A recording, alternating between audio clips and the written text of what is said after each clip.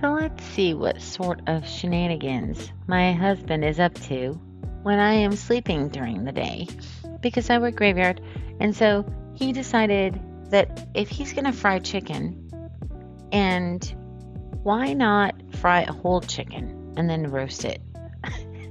Because it's easier, he's thinking, I guess. Instead of frying just individual pieces, he's going to do the whole darn thing. So we've got eggs from my sister's chickens, and she's got her own chicken channel, and I'll link that in the description below.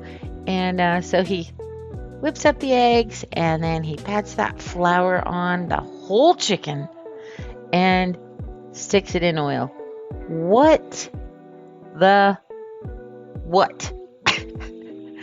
I don't know why this oil is not overflowing.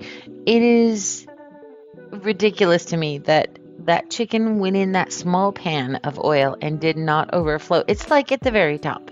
And we have a larger pan. We have that's one hand pan. We have two hand pan, which takes two hands to lift, but it's much bigger. And so that's its name. But I don't know why he didn't use two hand pan. But anyway, I guess it worked. So what do? So he just puts it in the oil until it's about the toastiness that you like. The last time he did it a little bit longer. Last time that we did this. This time he did just enough to set it and put it in the oven for, darn it, I forget. I think it was 75 minutes, something like that. It'll be in the description below.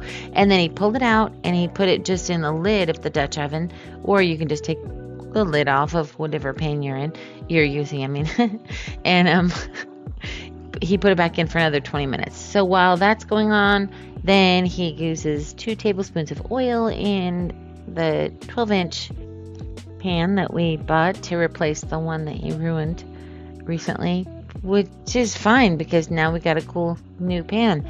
And he slices the onions really, really thin and puts them in the oil and until they're about translucent. And then when they're getting bubbly like that, he puts in the milk, and then that kind of cools off a little bit. And then once it gets back up to kind of a boiling point, he adds about an eighth of a cup of flour. And then when it's thick, then that is done. And this is his white gravy with onion sauce, or white onion gravy, whatever he calls it. He does it with his saltine soda cracker pork chops and with chicken sometimes. Something from his family's side of the family, and it's really ridiculously delicious. So then he decides to serve it like a Neanderthal, and this is about the point that I woke up. So I wake up and I come down the hall because something smells delicious, and I'm like, why is there a roast chicken in the kitchen covered in brains? Because that's what it looked like to me. It just looked horrible, but it was actually delicious.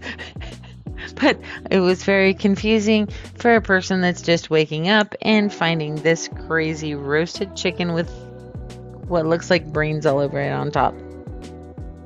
So anyway, also subscribe if you'd like to see more of these videos. It helps me out a lot.